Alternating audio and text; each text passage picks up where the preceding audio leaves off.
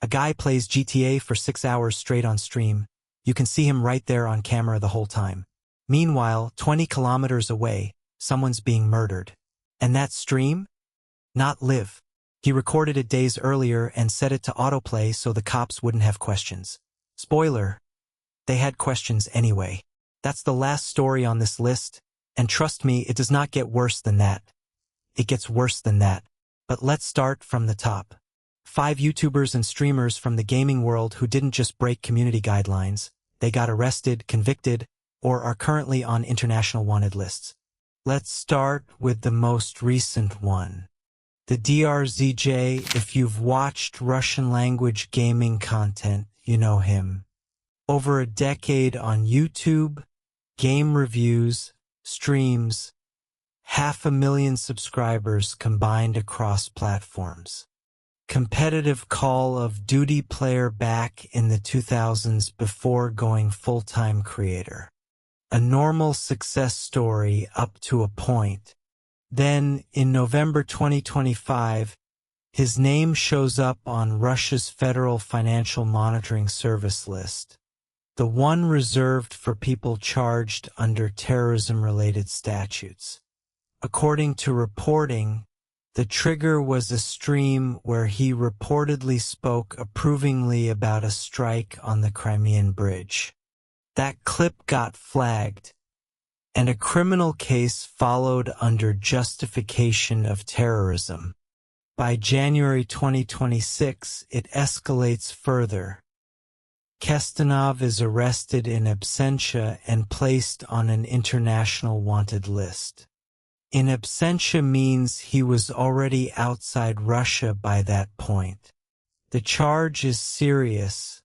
Public calls for terrorism or its justification. That statute has taken down more than one high-profile Russian media figure in recent years, but Khestanov appears to be the first major gaming-specific creator hit with it. Next up, trash streamer El Capitan, real name Yuri Kuznetsov. Known for provocative TikTok content and live streams that lean hard into shock value. Exactly the kind of space where the line between hype and actual legal trouble gets blurry fast. In June 2025, he's arrested in St. Petersburg.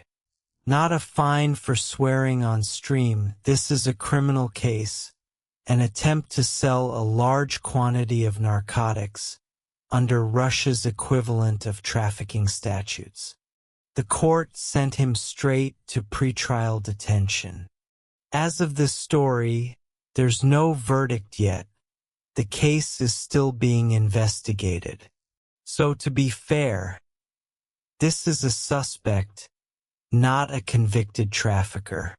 But the fact that a streamer with a real audience ends up as the subject of a drug trafficking case, not just bad jokes on camera, says something about where chasing donations and reach can actually lead. Next, a name even people who don't watch streams have heard. Mellstroy, real name Andrey Burim. He built his following on broadcasts from Moscow City, big donations on camera, constant controversy, and, it turns out, more than just controversy. In the fall of 2020, during a live broadcast, he hit a woman, model Elena Yefremova, multiple times. She said afterward it left her mouth a bloody mess. She filed a police report the next day. A criminal case was opened for battery. A year and a half later, the court hands down its sentence. 6 months of correctional labor plus compensation to the victim. You'd think that closes the chapter. It doesn't. In 2025, a new case opens entirely.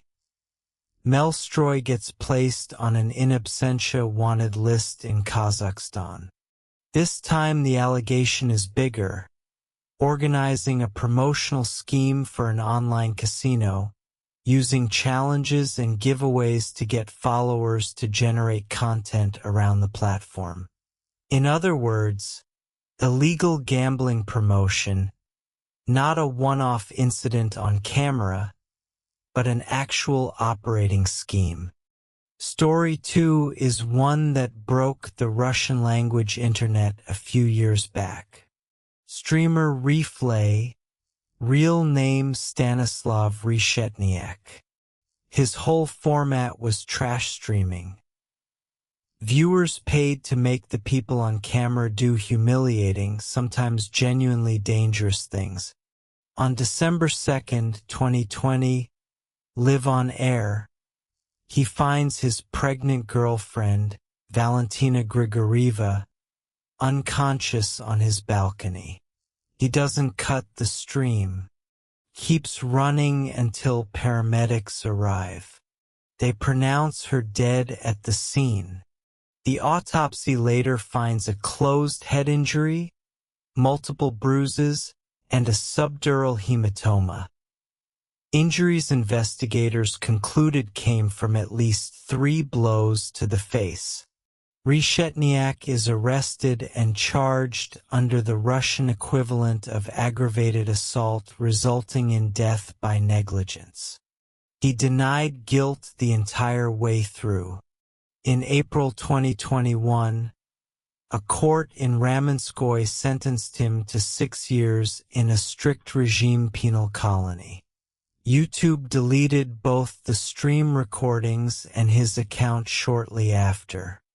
And here's the one we opened with. It's not Russian. This happened in Northern Ireland. But it's the clearest example of how far someone can take. The stream is my alibi. Stephen McCullagh, known on YouTube as VoteSaxon07. Around 40,000 subscribers, channel mostly about toy and collectible reviews, but he regularly streamed gameplay, 2 GTA included. On December 18, 2022, he announces a 6-hour stream titled Violent Night, playing GTA Vice City and Robot Wars, drinking beer on camera, joking that he's driving in the game, but not leaving the house tonight.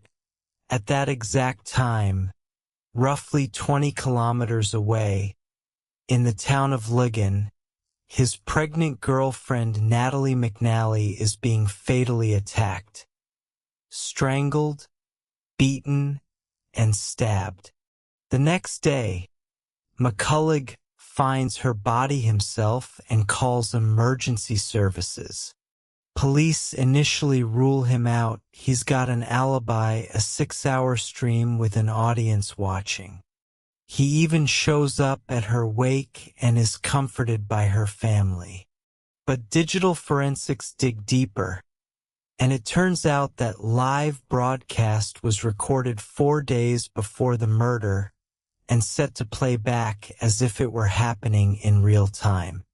The technical difficulties that supposedly stopped him from responding to chat, also staged. It took 44 days and 8 separate police interviews to prove it. In March 2026, a Belfast court finds him guilty of murder. The jury deliberated just over 2 hours.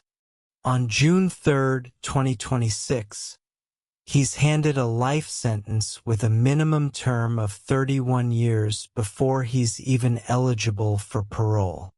The judge specifically noted the fake stream wasn't incidental.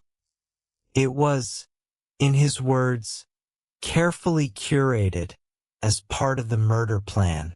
So a GTA stream, the exact thing thousands of creators use every day for nothing more than content and donations, became one killer's alibi. It just didn't hold up. That's 5 stories, 5 different countries, 5 different charges, from justifying terrorism to murder with a faked alibi. But they've all got one thing in common. A channel and an audience isn't some separate reality where none of this counts. Which one of these actually surprised you? Drop it in the comments. If you're new here, subscribe. See you in the next one.